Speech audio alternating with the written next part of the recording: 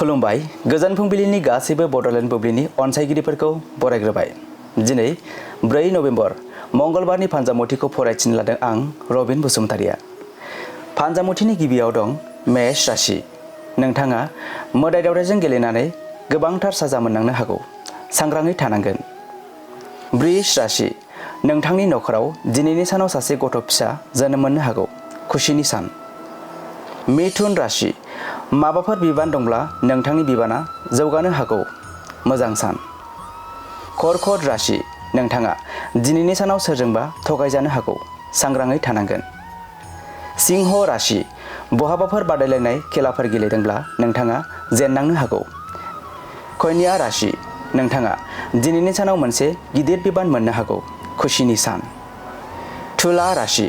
नोंथाङा माबाफोर मोननो गोनां मिजिं दंब्ला बे हाप्तायाव मोननायनि आसा दं। वृश्चिक राशि।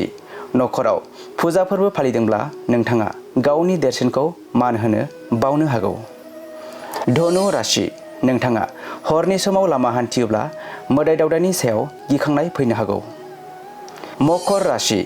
नोंथांनि मोजां खामानि मावनाया फंबायनि गोसोखौ गोजोननाय लाबोनो हागौ, मोजां सान। कुम्भ राशि।